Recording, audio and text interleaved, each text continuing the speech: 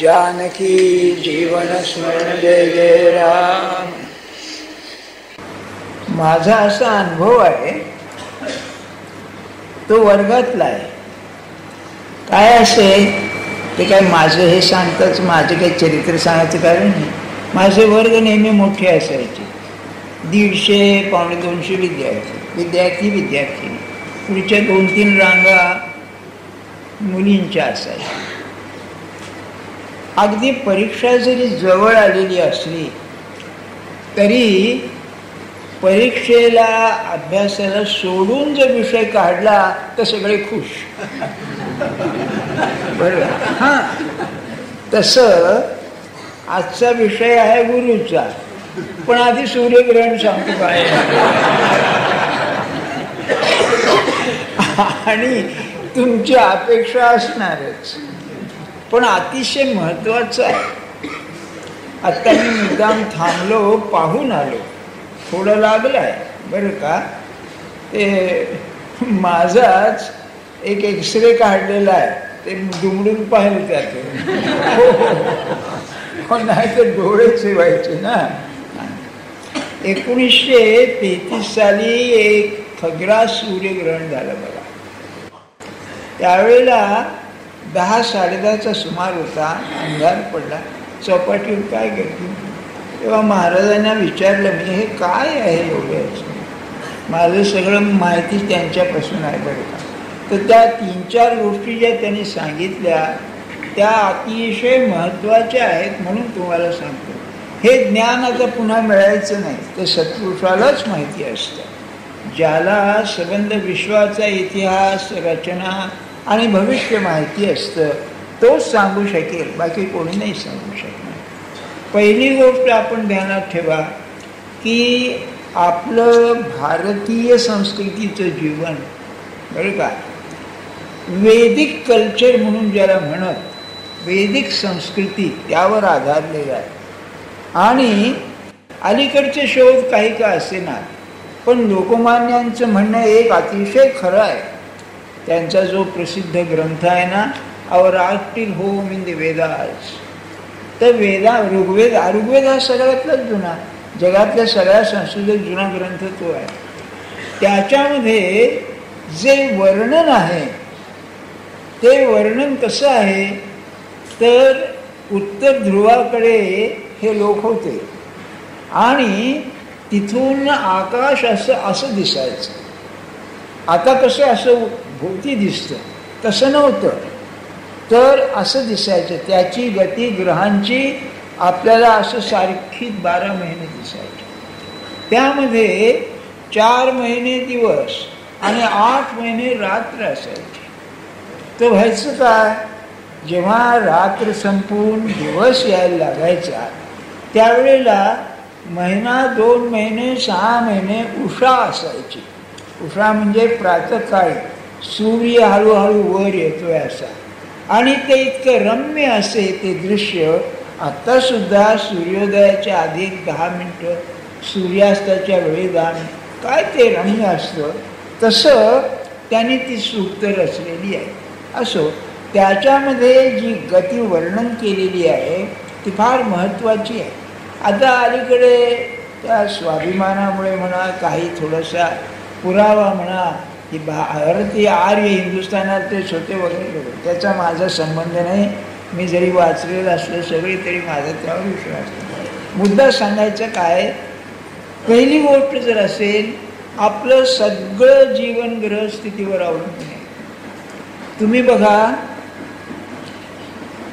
तुम्ही इतकी माणसं इथे आहात ना, माझ्या सगळं बरं का, स्त्री पुरुष आहो ना, लहान मोठी, तुमचा ज्योतिषावर विश्वास आहे का नाही? मनाशी विचार करा. मी काय हात वर करायला सांगत नाही. हा, कितीही सुशिक्षित मनुष्य असला तरी लग्नाच्या वेळेला कुंडली पाहायची म्हणतो, नाही का? का रे बुवा, तुझा कशावर विश्वास नाही, देवावर नाही, कशावर नाही, मग कुंडली का पहा, नाही का? याचा अर्थ काय की आपलं जीवन जे आहे हे ग्रहांच्या परिस्थितीवर अवलंबून आहे. त्याचा अर्थ असा आहे बरं का, ग्रह काही परिणाम करीत नाहीत आपल्यावर, पण एक स्टॅटिस्टिकल म्हणून असतं बरं का, की साधारण अंदाज काढायचा बा अशी ग्रहस्थिती आली की बा अमुक व्हायचं. एक उदाहरण घ्या की बा मंगळ सप्तमात जर असेल तर बायकोचा वियोग व्हायचा. रामाच्या सप्तमात मंगळ, त्याची जी कुंडली आहे ना ते सगळे ग्रह त्याचे उच्चीचे आहे. म्हणजे जी घटना घडायची ती अशी काही घडायची की नाकात दम यायचा. आता एवढा हा अवतारी पुरुष त्याची बायको चोरीला जाणं म्हणजे काय मला सांगा तुम्ही, नाही का. ते झालं. कृष्णाचं पहा, तुम्हाला माहिती आहे का, एक गंमत अशी झाली, एकदा नारद कृष्णाकडे आले तेव्हा कृष्ण जरा हिरमुसले होते. परमात्माने हिरमुसला तर म्हणाले, भगवंता अरे काय झालं काय आज. तर म्हणले, रुक्मिणी मला बोलली म्हणाला. बरं का, तुमची आमची बोललेल्यात काय आहे हो, भगवंताला बोलल्या काय बोलली. तर म्हणाली, मागचं उकरून काढलं तिने लग्नाच्या वेळचं. बरं का. तर म्हणाले, वा रुक्मी म्हणजे त्याचा मेहुणा, तो माझा शत्रू, कृष्णाचा शत्रू. म्हणून त्याला यायला द्यायची होती, शिशुपालाला मला वाटतं द्यायची होती का. हां, ते यांनी मध्ये त्याला बनवला, ते आणलं, पळवली तिला. तेव्हा त्या काळची पद्धत निराळी होती, त्याला गांधर्वी विवाह म्हणतात ते सगळं.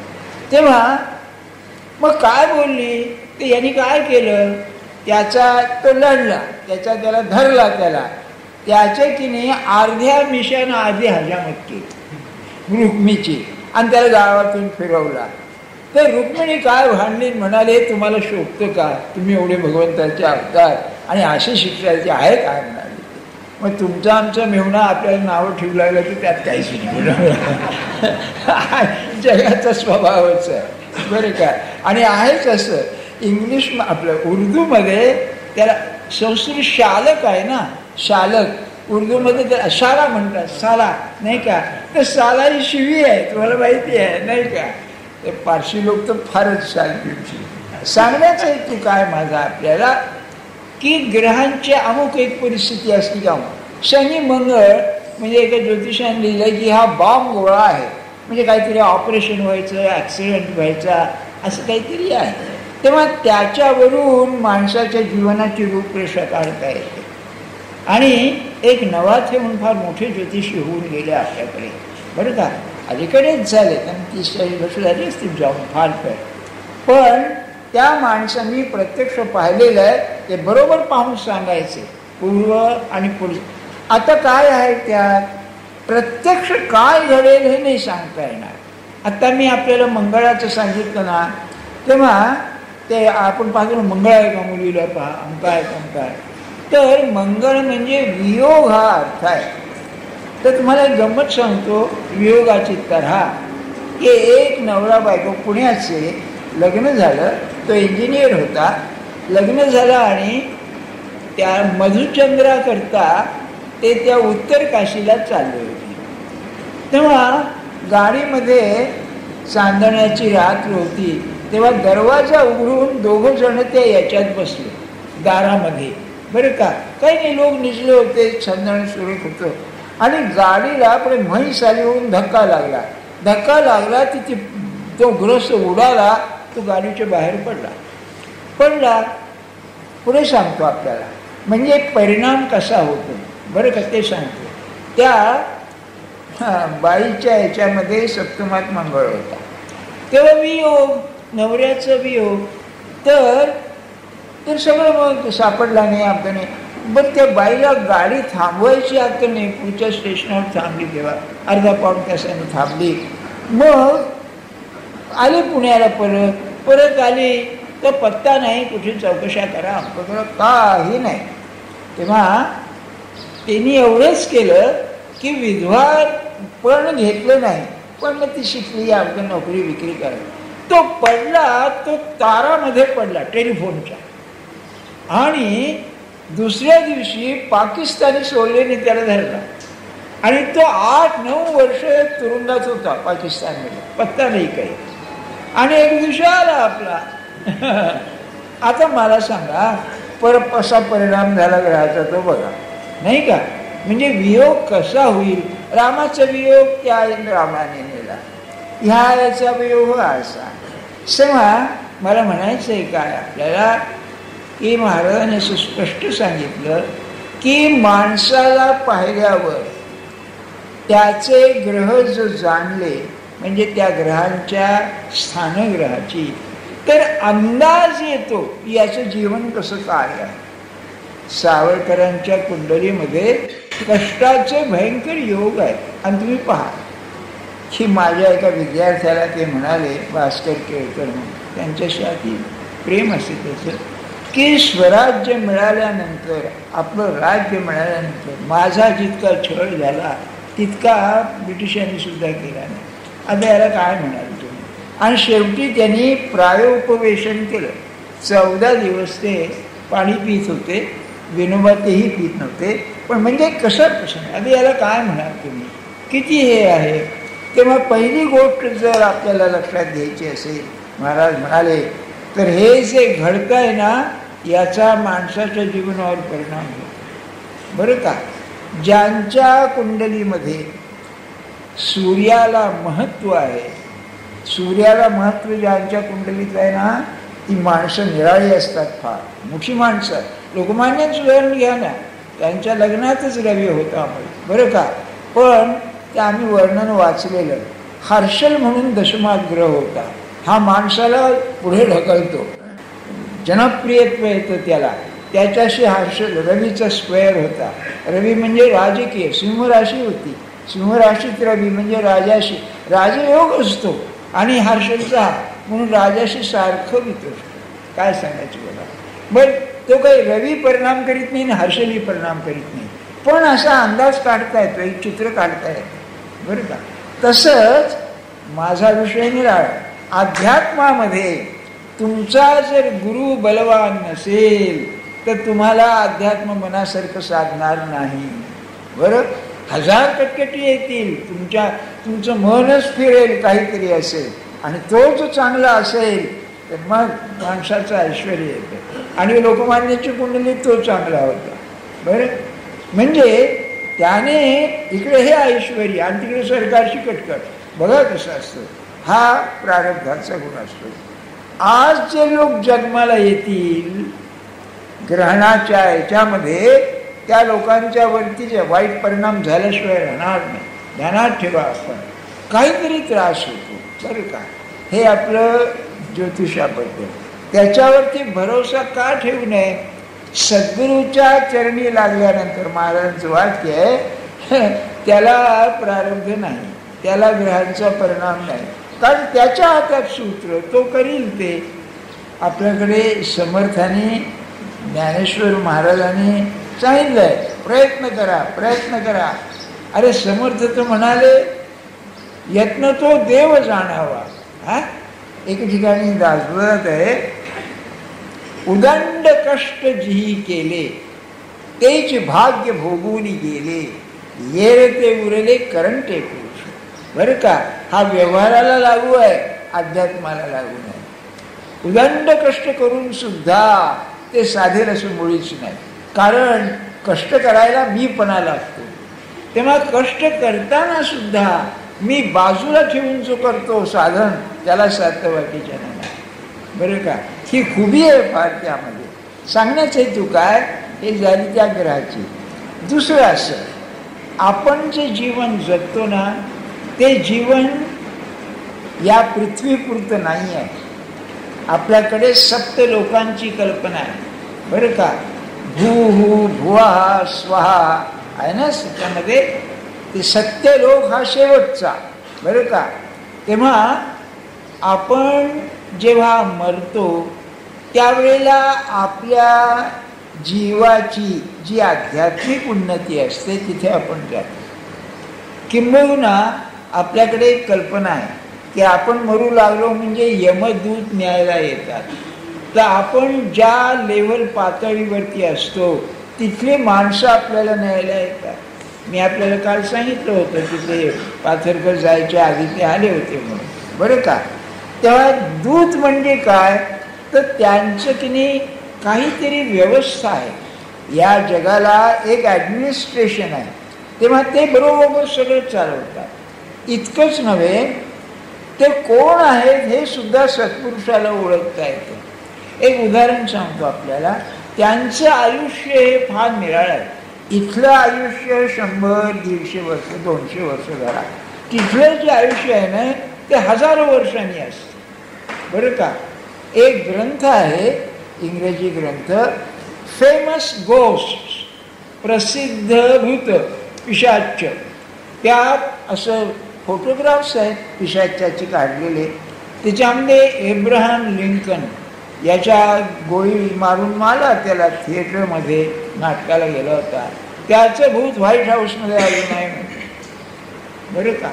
आणि इतकंच नव्हे, काही लोकांच्या घरामध्ये समजा एका माणसाचा सासरा वारला आणि त्याचं जर अडकलेलं असलं, तो घरात फिरतो, दिसतो पुष्कळ लोकांना, बरं का. एकदा निरूपण झालं, नाथ भागवत मी सांगत असे, एक बाई माझ्या समोर येऊन बसलेली होती. पाहावं तर तिचं माझ्याकडे लक्ष नव्हतं, मी काय सांगतोय म्हणून हवं तर समोर बसलेली होती. आणि निरूपण संपलं आणि ती हो करून ती डोळायला लागली. तेव्हा बाकीच्या बायका बिका बाजूला झाल्या, ते योग्यच आहे, त्यात भांडण नाही. कुठे पिढा आली अंगाशी तर काय करा, नाही का. तेव्हा मी विचारलं, तुम्ही कोण आहात, बरं का.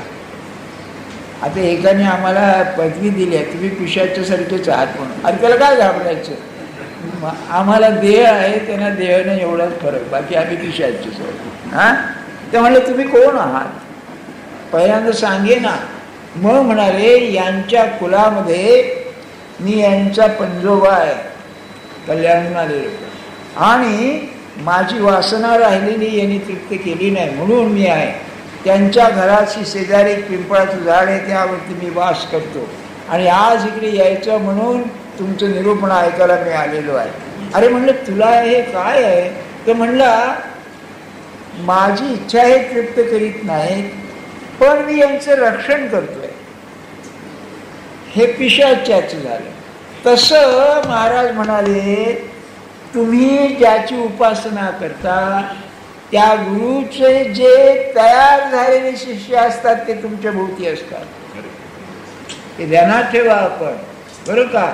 म्हणून महाराज एका बंगाली साधूची गोष्ट सांगायचं की त्याची अवस्था अशी होती की तो नाम घ्यायला की नाचायला लागायचा, इतकं नामावर प्रेम.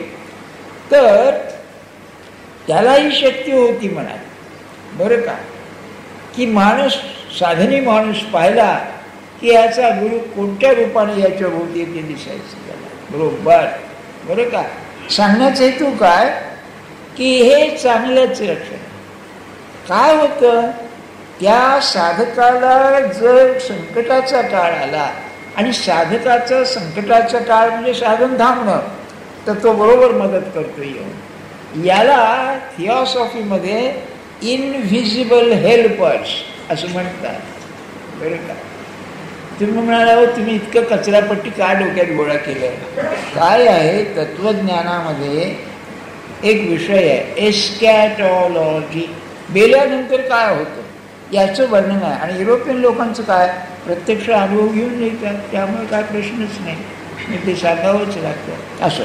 तेव्हा दुसरा त्याचं काय असेल ग्रहणाचं हे, तर हे जे 7 लोक आहेत त्यावेळेला पृथ्वीवरती महाराज म्हणाले, जे वाईट जीव असतात ते मुद्दाम पृथ्वीवर येतात, इव्हल स्पिरिट्स, त्यांना मारण्याकरता उपासना हाच मार्ग आहे. म्हणून म्हणले, आपल्याकडे नदीवर जा, स्नान करा, ओले त्याने जप करा, मंत्र जप करा, हे त्याचं कारण आहे, बरं का. आज आपण इथे बसतो आहोत ना, हे फार चांगलं आहे, म्हणजे इथे ते असणारच. तुम्हाला कल्पना नाही, महाराज एकदा मी चुकलो बोलायला, आपल्याला कल्पना नाही म्हणायला पाहिजे, तुम्हाला कल्पना नाही म्हणजे मी, अहो काय ती सवय जात नाही ना विद्यार्थ्यांना शिकवण्याची, तसं भेटू. काय आहे, महाराज म्हणाले, ज्ञानेश्वरी मनापासून सांगायला, बरं का. म्हणजे बुवा कळत नाही आपल्याला, असेल म्हणजे कळेल. आणि म्हणाले काय, ज्यांना ज्ञानेश्वरीची अत्यंत आवड आहे आणि जे गेलेले आहेत ते ऐकायला आलेच पाहिजेत. हो, हे बघा. म्हणजे आपण देहधारी दिसतो खरी, ती गर्दी आहे, त्यांना गर्दी नाही जो, नाही का, ते सूक्ष्म देहानी असणार, ते ऐकायला येतात.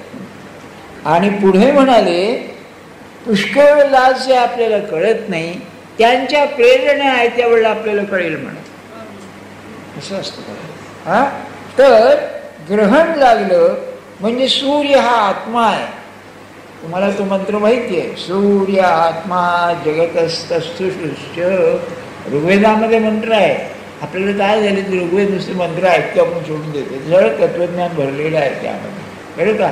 तेव्हा हा स्थावर आणि जंगमाचा हा प्राण आहे, आत्मा आहे. आणि चंद्रमा मनसो जाता, कारण तो चंचल आहे बघा सारखा. चंद्राची मॅक्झिमम सगळ्यात जास्त गती रोज 14 डिग्री आहे. आणि ज्याच्या कुंडलीमध्ये 13च्या वर गती असते त्या जीवनाला अतिशय गती असते.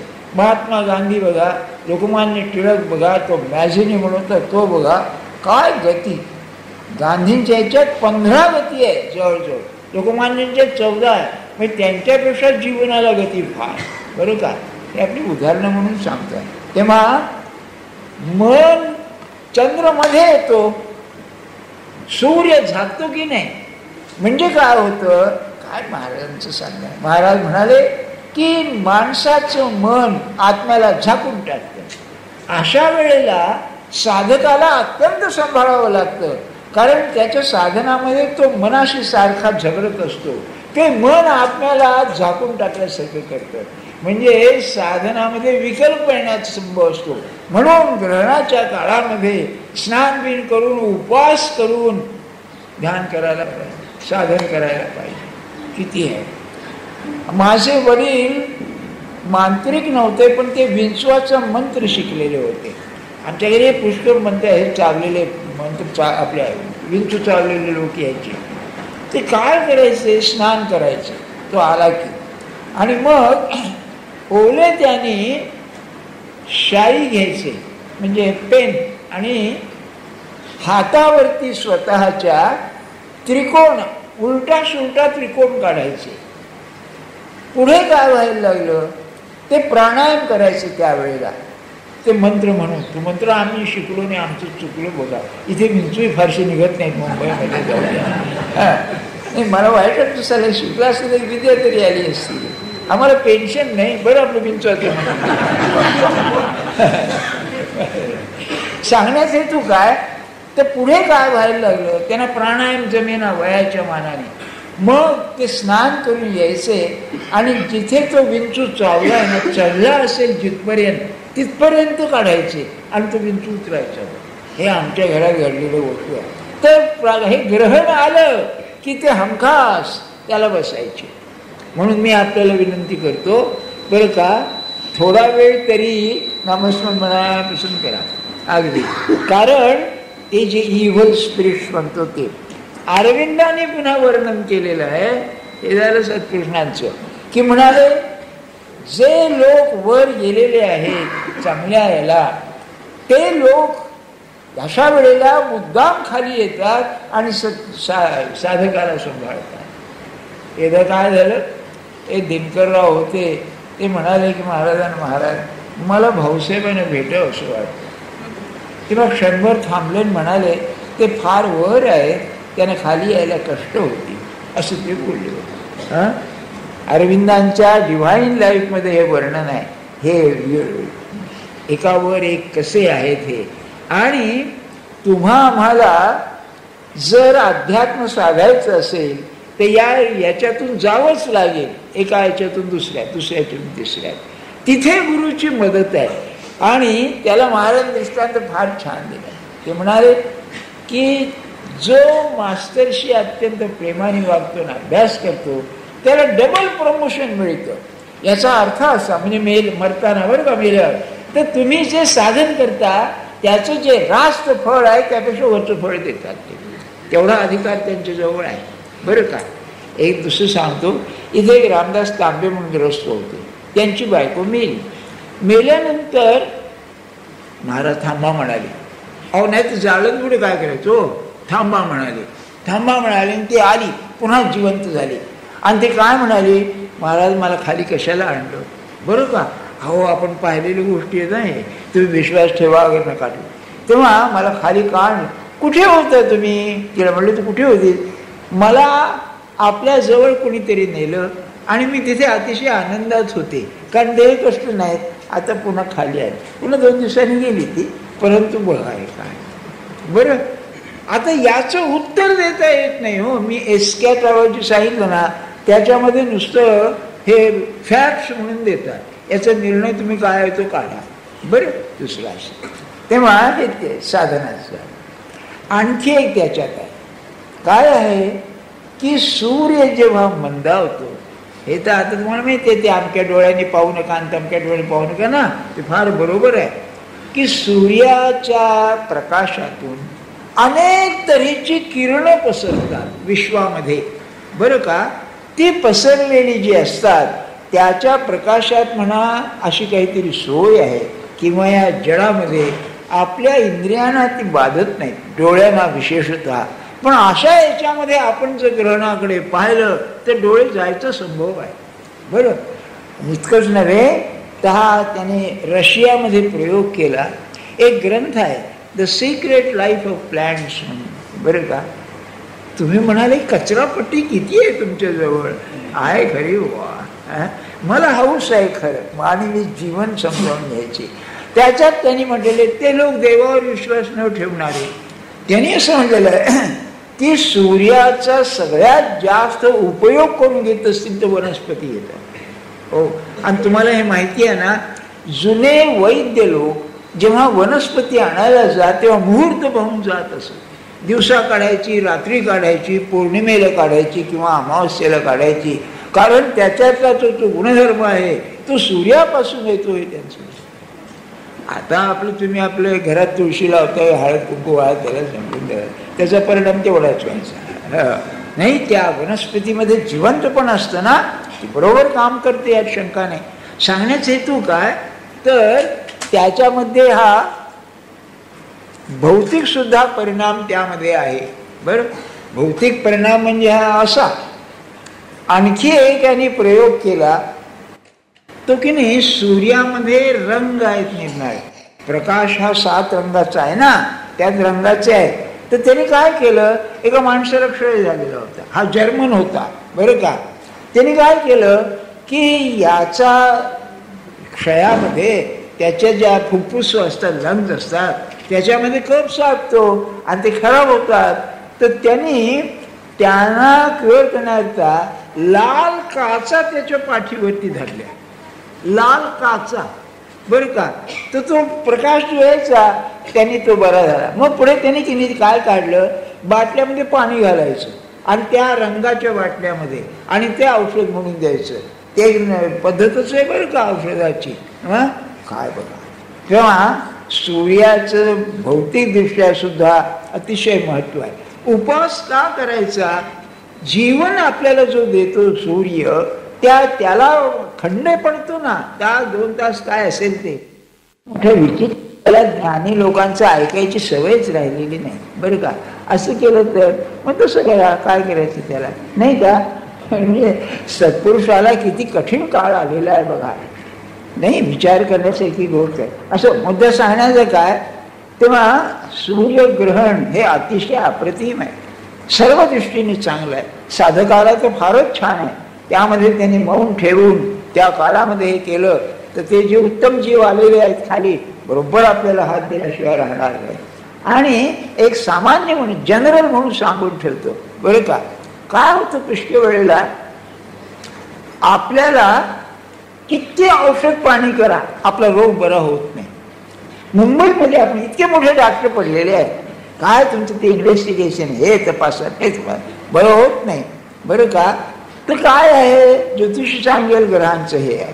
तर पुष्कळ वेळेला त्याचं पूर्वकर्म असतं, ते पूर्वकर्म त्याचं बरं होऊ देत नाही. म्हणून कर्म देवता म्हणून असतात, बरं का. त्या देवता वश करायला जप हाच मार्ग दुसरा नाही. किती सांगू तुम्हाला, किती कर्मदेवता वश झाल्याशिवाय ती भोगायला लावते आपल्याला. अहो नाही तर असं व्हायचं याचं प्रारब्ध त्याला आणि त्याचं प्रारब्ध त्याला, काहीतरी व्हायचं नाही. तिथे व्यवस्था आहे. तुम्हाला मी एकदा उदाहरण सांगितलं ना, सेंट्रल गव्हर्नमेंटमध्ये एकदा कसं झालं, एका डेप्युटी कलेक्टरचं पेन्शन एका चपराशाला गेलं आणि चपराशाची पेन्शन त्याला गेलं. आता काय होईल याचं घोटाळा सोडून द्या बरं का. पण इथे व्यवस्था आहे. गीता सांगते ना की ज्याचं त्याच्या बरोबर जातं कर्म म्हणून, अगदी गीता स्पष्ट सांगते ते आहे. तेव्हा या कालामध्ये अत्यंत मनापासून जर आपल्या इष्ट देवतेचं आपण स्मरण केलं, जप केला, तर आपल्या साधनाला जोर आहे त्यामध्ये. पुरे नाही एवढं आपला 20 मिनिटं गेली त्यामध्ये असं. आता गुरुचं सांगतो आपल्याला सगळ्यात सोपा उपाय गुरु. गुरुचं सामर्थ्य काय सांगू, देवापेक्षा जास्त आहे. तो त्रैलोक्यावर त्याचं सामर्थ्य असतं बरोबर. म्हणजे त्याला इकडचं तिकडे करण्याचं काहीच नाही. एक उदाहरण आपल्याला सांगतो मी, आपल्याला नेहमी सांगतो महाराजांचं चरित्र म्हणजे आपल्या प्रापंचिकांना विश्वकोश आहे. हे पाहिलेली गोष्ट आहे बरं लोकांनी महाराजांच्या वेळेस. ते काशीताई म्हणून हे होते महाराजांच्याकडे, नवरा बायको, मूर्तिमंत दारिद्र्य त्यांचं. ते आपलं महाराजांचे ते काम करायचे. महाराजांनी पोचलं त्यांना. ती बाई की नाही स्वयंपाकघरात काम करायची. तेव्हा तिचा नियम असा होता की महाराजांची पुरुषांची जेवणं झाली बायकांची म्हणजे मग त्या 4-5 बायका ज्या स्वयंपाकघरात काम करीत त्या जेवायला बसायच्या. तिचा नियम असा होता की महाराजांच्या पायावर डोकं ठेवून मग जेवायला बसायचं. तेव्हा सगळं काम झालं, आली आणि महाराजांच्या महाराज पलंगावर बसले होते, पायावर डोकं ठेवलं. तर महाराज मी काशीताई तुमच्या अंगात ताप आहे. होय महाराज म्हणाले सकाळपासून ताप आहे. ती बाई म्हणजे तात्यासाहेब सांगत मूर्तिवंत सरलता. त्या बाईला 5 पेज तिची कोणी चेष्टा केली किंवा तिला कोणी त्याला कळायचंच नाही, इतकं सरळ मन अगदी बरं का. तेव्हा होय महाराज म्हणाले. बरं म्हणले, काय बोलले नाहीत आणि ती गेली जेवायला. जेवायला बसल्यानंतर महाराजांना काय सवय होती की ताप आला म्हणजे हो हो असं करायचे. एक देह स्वभाव हा. पांघरून घ्यायचे म्हणायचे बरं का. तेव्हा त्यांना ताप आल्यावर एक सगळ्या अरे महाराजांना ताप आला बरं का. ती भर जेवली आपली ना आली, म्हणाली महाराज तुम्हाला ताप आला की हो म्हणाली बरं का. तर महाराज काय म्हणाले, बाई कुणीतरी भोगायचं ना, मग तुम्ही भोगलं का आणि मी भोगलं का. काय सामर्थ्य आहे बघा. मग सत्पुरुषाचा जो झाला म्हणजे त्याला त्याचा अनुग्रह ज्याने घेतला, जो जप करतो त्याला प्रारब्धाचं बंधन नाही, त्याला तो भोगायला लावेल काय आहे ते बरं का. त्याने एकदा असं सांगितलं, मला बोलले ते की म्हणाले त्याचं सामर्थ्य असं असतं सत्पुरुषाचं. आणि लगेच म्हणाले, पुस्तकात सापडायचं नाही, म्हणाले की एखादा लोक पार करणारा मनुष्य आहे, लोकांवर उपकार करणारा पुरुष आहे आणि त्याला तापाचा योग आहे 4-8 दिवस. तर म्हणाले हा सत्पुरुष तो ताप दुसऱ्यावर घालेला आणि त्याला मोकळा सोडी, इतकं त्याचं आहे. म्हणजे किती सामर्थ्य असतं बघा. म्हणून आपण या संधीचा फायदा घ्यावा. ती जी स्पिरिट्स खाली आलेली आहेत तर आपण जप केला तर आपल्या श्रमानं जे म्हणला नाही ते मिळेल आपल्याला. म्हणून या ग्रहणाचं महत्व. आता आपला विषय असा आहे, फार छान आहे बघा, जोडून कसं आहे. ओवी अशी आहे बरं का. राखो जाता शिष्याते गुरुपणही धाडिले थिते, तरी गुरुगौरव जया ते सांडीची ना. गुरु हा काय आहे, परमात्मा स्वरूप आहे, पण देहामध्ये परमात्मा स्वरूप आहे. म्हणजे मी नेहमी आपल्याला सांगतो ना, मानवी शरीर आणि परमात्म रूप अंतरंग असा संगम आहे तो. आपल्या गमतीनं सांगतो तुम्हाला, आम्हाला आपलं पाठ होतं इथे रोज किंवा 8 दिवस गाणी चालतात. ते मला ते सगळं कळत नाही, पण एक आहे, मेरे दिल की गंगा तेरे दिल की यमुना आहे ना. बोल राधे बोल, संगम होईल का नाही. बरोबर आहे.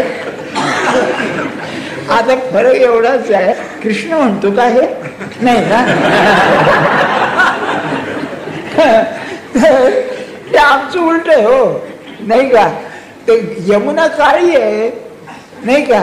तेव्हा गुरुला असं म्हणा की तुझी गंगा आहे, आमची यमुना आहे, याचा संगम सांग बाबा काय आहे. तर हे का माझं म्हणण्याचा हेतू, त्यातला विनोद सोडून द्या. त्याचा अर्थ असा आहे की सद्गुरू म्हटल्यानंतर डिव्हाइन म्हणजे परमात्मा आणि मानवता याचा उच्चांक आहे, याच्या पलीकडे नाही. मानवता सुद्धा किती, कसं बघा, दयार्णव म्हटलेलं आहे ना. तुम्हाला सांगतो, ब्रह्मानंद महाराजांनी विचारले, महाराजांचा एक गुण सांगा. दया सिंधू म्हणाले. शंकर नाही, त्याशिवाय आमच्या जवळ कसं करतील हो, हे गेले लडबडलेले घाणेत पडलेले. तुम्हाला सांगू का, माझ्या मते आहे गंमत म्हणून, साधू आणि संत याच्यामध्ये फरक करतो मी. दोघंही आत्मज्ञानी, साधू आणि संत. ज्ञानात फरक नाही, परमात्मा स्वरूपाला पोचलेले. पण संताचं वैशिष्ट्य निराय. साधू काय म्हणेल, तू ते अनासक्त हो, कर्मापुरता राहा, आणि मग शमदम तुला येऊ दे, आणि मग माझ्याजवळ ये, म्हणजे तुला मी देतो ज्ञान. संत नाही म्हणणार. काय वाहन मी या संतांचे उपकार, त्याचं कारण आहे. आई काय करते बघा, एक पोर आहे मातीत लोळून आलं, ते नाही रेती बितीमध्ये किती खुशीने खेळतात, मग ते आलं वर की त्याला स्वच्छ धुते, हे करते, आणि मग मांडीवर घेऊन बसते. तसं संत असतं. तू प्रपंचात आहेस ना, घाणीतच आहेस, पण माझ्याकडे आल्यानंतर त्याला अत्यंत दयेनं स्वच्छ करून आपल्या जवळ घे. हा फरक आहे. हे आईलाच कळेल, तिला ती घाण लागणार नाही, वाटणार नाही, नाही का. किंबहुना कालिदासाचं तर मत फार छान आहे.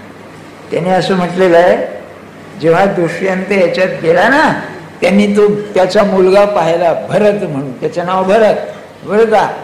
तर तो सिंहाशी खेळत होता, त्याच्या तोंडात हात बीत घालायचा, लहान पोर हो.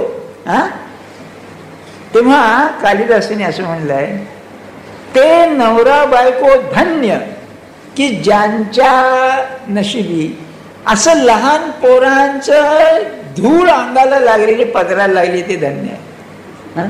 धन्य तद अंग रजसा मलिनी भवंती. आणि ते तुलसीदासाने त्या रामाचं वर्णन केलं आहे, ठुमकी चलत रामचंद्र. त्यात असंच वर्णन आहे, तू जाण्याचा पडला की त्याला स्वच्छ पुसून त्या बायका त्याच्या कडेवर येत म्हणून. तसं आहे. तेव्हा संत हा असा असतो, दयेनं भरलेला असतो. मग दयेनं भरल्यानंतर ज्ञान बाजूला ठेवतो. सत्पुरुषाची कमाल अशी आहे, तो तुमच्यासारखं वागतो, ते फार फसवा असतो. तुम्हाला उदाहरण सांगतो. हे महाराज गंगूताई म्हणून बाई होत्या. आता महाराज साधू आहेत हे सगळं माहिती आहे. बाल विधवा, काम करणारी वाघीण बघा. अरे काय ती बाई. तेव्हा महाराज बनारसला होते, आणि महाराजांनी काय करायचं, याला जेवायला बोलवा, त्याला जेवायला बोलावं, आणि सांगा गुरुदाया. तर त्यांनी सांगितलं, गाव जेवण घातलं महाराजांनी, सगळं दौंडी पिटवली, आज जेवायला या. आणि महाराज आले, म्हणाले, गंगूताई जिलब्या करायच्या आज, किती पीठ लागेल बरं का. त्याने काहीतरी सांगितलं. तर महाराज काय म्हणाले, अहो एवढे कशाला, दक्षिण नाही का पुरत. तर त्या काय म्हणाल्या, तुम्हाला काय माहिती. महाराज म्हणजे कोणाच्या नाकाला लावायचं, असं म्हणाले, बरं का. मग काय असतं बघा, हे सत्पुरुषाचं फसवं काम आहे, बरं का. तो असं काही अज्ञान पांघरतो की आपल्याला वागता येत नाही. म्हणून ब्रह्मानंद महाराजांची खुबी आहे, काही झालं तरी महाराज म्हणायचे, बुवा तुम्ही बरोबर आहे ना, हात जोडायचे, बोलायचे नाहीत काही. हा खरा शहाणपणा, बरं का. नाही तर तो गोपाळराव म्हणलं तसं, तुम्ही साधू आहात हो, तुमचं काय त्याला म्हणाला ते. मग म्हणून ज्ञानेश्वर महाराजांनी ओवी घातली आहे, फार मार्मिक आहे. राखो जाता शिष्याते, शिष्याचं अध्यात्म सांभाळण्याकरता, त्याला सांभाळण्याकरता, बरं का. गुरुपणही धाडिले तिथे, स्वतःचं जे ज्ञान आहे ते बाजूला ठेव. किती कठीण आहे. महाराज म्हणाले, अतिशय कठीण आहे लोकसंग्रहामध्ये, कारण सगळं माहिती असतं आणि ते न माहीत नाही म्हणून ते वागायचं तसं. आणि आपली तऱ्हा काय आहे, आपण ते विसरतो. काय सांगू तुम्हाला, मी तर किती प्रसंगातून या गेलो बरं का. हे काय झालं, माझ्या आई अपार आजारी म्हणून तार आली हैदराबादला. तार आल्यानंतर आमच्या मुलाने सांगितलं तुम्ही विमानाने जा. ते पहिल्यांदा मी विमानाने गेलो बरं का. ते विमानाने गेल्यानंतर रात्री महाराजांना भेटलं. म्हणलं आता उद्या पहाटे जायचं. 2 तासात गेलो. तेव्हा महाराज काय म्हणाले की स्नान करूनच जावं. फार ऐकण्यासारखे. हे माझं म्हणून सांगत नाहीये, तो गुरु पण तिथे म्हणजे बाजूला कसं ठेवतो तो सांगतोय तुम्हाला. स्नान करू नये म्हणाले. मी काय म्हटलं, अहो मला म्हटलं रोज 5:30ला गाडीला जावं लागतं, सकाळचं कॉलेज, मला स्नानाची सवय आहे. मी टाळक्यात काय घेतलं, पहाटे विमानात जायचं, वारं गिरं लागलं तर सर्दी होईल म्हणून महाराज नको म्हणतायत बरं का. पुन्हा म्हणाले स्नान नाही केलं तर चालेल म्हणले. मी पुन्हा आपलं तेच, मला सवय आहे म्हटलं, मला काही सर्दी बिर्दीचे हे नाही. आता काय करावं बरं का.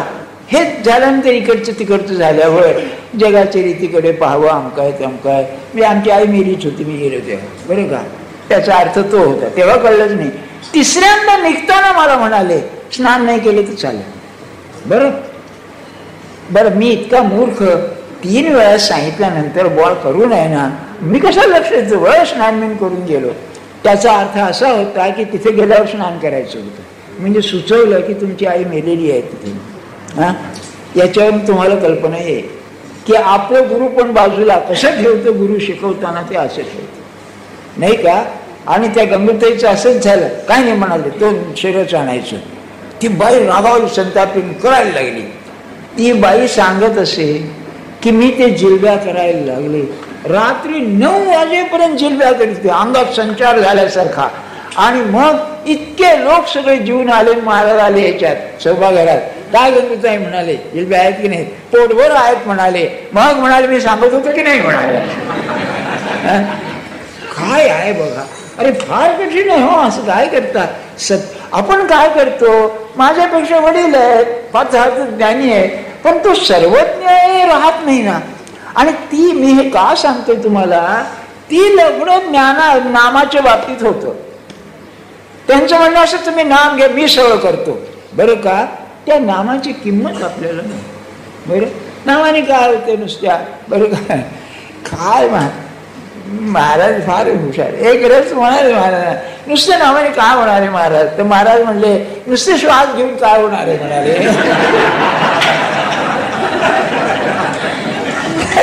त्यांचं म्हणजे काय सांगू तुम्हाला. ते दासबोधात आहे ना, तत्काळ प्रतिवचन द्यावे, महंताचं लक्षण सांगितलंय. बोललं की उत्तर.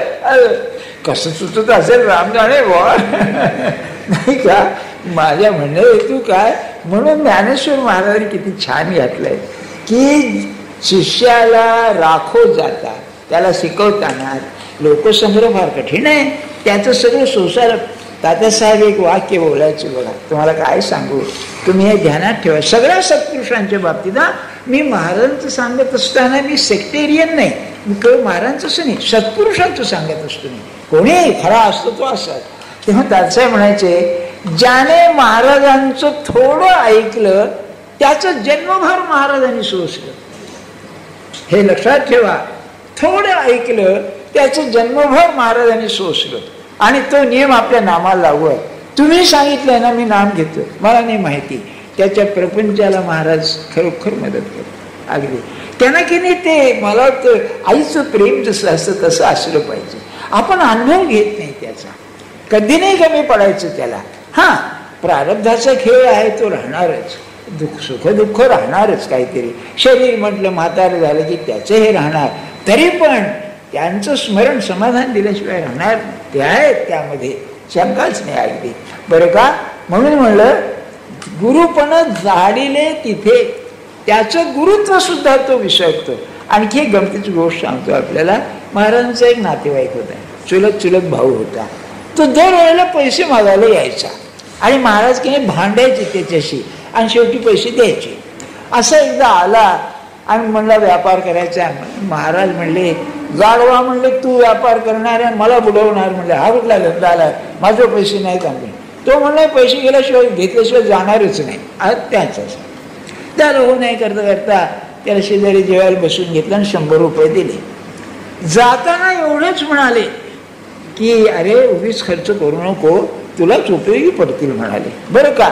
आता त्याचं काय हो, मी आता सांगितलं तसं ऐकून सोडून दिलं. सर 8 दिवसात मेला, त्याच्या अंतकार्याला ते 100 रुपये उघडले. असं आपलं होतं बघा, नाही का? म्हणजे त्याचं बोलणं कळतच नाही का? तसं नामाच्या बाबतीत होऊ नये. बरं काय सांगू तुम्हाला. म्हणून शिष्याचं गुरुचं जे वर्णन केलेलं आहे किती छान आहे की राखो जाता शिष्या दे. आपलं गुरुपण धाडिले तिथे गुरुत्व मिळवतच नाही, नाही का? म्हणून ज्याने त्यांना ओळखले ते दूर राहिले, मला जवळ गेले नाहीत. काय भयंकर हे छे, आपल्याला कल्पनाच येत नाही अशी स्थिती ती, नाही का? मग पुढे म्हणाले ते छान आहे ज्ञानेश्वर महाराज की असं साधं सुद्धा असून गुरु गौरव मात्र त्याचा कमी होत नाही.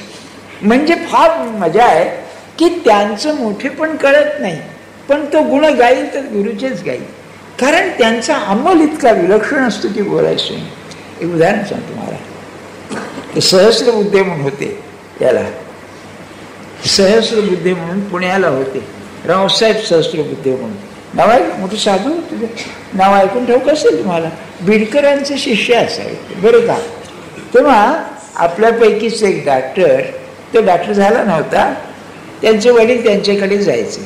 तेव्हा गुरुपौर्णिमेच्या दिवशी लोकांनी समोर पैसे ठेवले होते.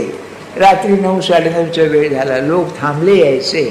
तेव्हा हे काय म्हणलं, अरे जरा मोज रे किती आहेत. त्यांना अन्नदान करायची भारी हौस. मोज रे म्हणले किती आहेत, बरं का? तेव्हा तो मोजायला लागला तर काय वाटतंय तुला म्हणाले. पैसे नोटा मोजताना काही नाही म्हणाला. तर काय म्हणाले, आज काही नाही वाटत आहे, तू उद्या धंदा करायला लागल्यावर तुझ्या तोंडाला पाणी सुटेल म्हणून. बरं का? ऐका काय म्हणाले, तुझ्या तोंडाला पाणी सुटेल. आपण काय अर्थ घेणार की पाणी सुटेल म्हणजे आणखी पाहिजे किंवा आशा आहे, हा अर्थ घेणार. तर तो मला सांगत होता पुढे रोज 1000-1500 रुपये यायला लागले. तेव्हा मी घरी आल्यावर ते मोजायला लागलो तर माझ्या तोंडाला अक्षरशः पाणी सुटायचं. काय म्हणजे त्याची ती चव आहे, आणखी मिळावं अशी शोध. असं त्यांचं ते बोलणं असतं. मग काय होतं, हे प्रचितीला आल्यामुळे गुरुच्या स्तुतीशिवाय राहतच नाही, पण गुरु गौरव जातच नाही. गौरव म्हणजे श्रेष्ठपणा, गुरु गौरव श्रेष्ठपणा जातच नाही. आणि याच्यात परमार्थाचं बीज आहे. जर ज्ञानेश्वरीमधून आणि नाथांच्या भागवतामधून जर त्यांच्या गुरुची स्तुती काढून टाकली तर ग्रंथ फोल आहे, काय नाही. पुन्हा पण ज्ञानेश्वर महाराजांना निवृत्तीनाथांना सांगावं लागेल, पुरे रे तुझ्या आता स्तुती, तू आपला विषय सांग ना पुढे, नाही का? असं ते आहे बघा. म्हणून ज्ञानेश्वर महाराजांनी म्हटलेलं आहे की गुरुचं कार्य काय आहे, हे की नाही सहवासाचं काम आहे. तो सहवास घडला पाहिजे आणि त्यात सुद्धा काय आहे, थोडी श्रद्धा पाहिजे हो, नाही तर कसं होईल मला सांगा. बरं का? मी तुम्हाला सांगितलं ना, मला विद्यार्थी परीक्षेच्या वेळेला साला आम्ही स्वार्थी लोक, मला विचार सर म्हणलं यावर्षी काय प्रश्न येणार बुवा. तर मी खरोखरच असं म्हणायचा, माझ्यावर विश्वास आहे का, डू यू बिलीव्ह मी. बरं का? कारण मी काही परीक्षक नसे, पण काय काय म्हणायचे हो, तर काय म्हणायचे नाही सर सांगून तर ठेवा. म्हणलं नाही तुला नाही सांगून ठेवा म्हणजे काय, म्हणजे साध्या व्यवहारात ज्ञानाच्या क्षेत्रात जर तुम्हाला श्रद्धा ठेवावी लागते तर गुरुच्या बाबतीत तर कितीच असलं पाहिजे, नाही का? म्हणून ज्ञानेश्वर महाराज म्हणतात ते खरं आहे. आता शेवटचा प्रश्न, बरं का? अहो श्रद्धा ठेवायची म्हणजे कशी, आम्हाला कोणी भेटलंच नाही तर गीता जाणं आहे वाङ्मयी मूर्ती श्री प्रभूची.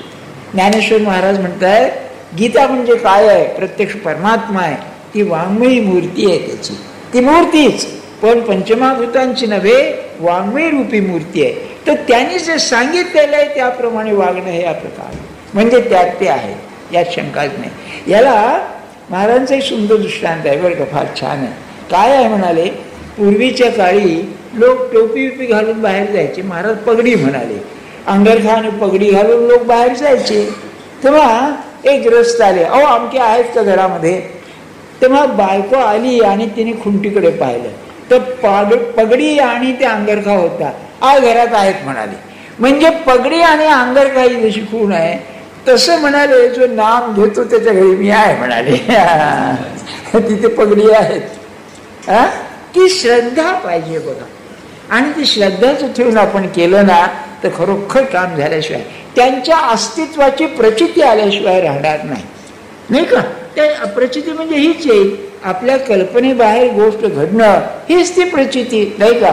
चमत्कार म्हणजे आणखी काय काय वाटलं नव्हतं होईल, झालं असं, नाही का? ही त्याची खूण आहे खरी. ह्या ग्रहणाच्या निमित्तानं तेवढं तुम्ही तरी शिकावं अशी माझी इच्छा आहे, म्हणून मी आता पुढे करतो. जानकी जीवन स्वर जय जय.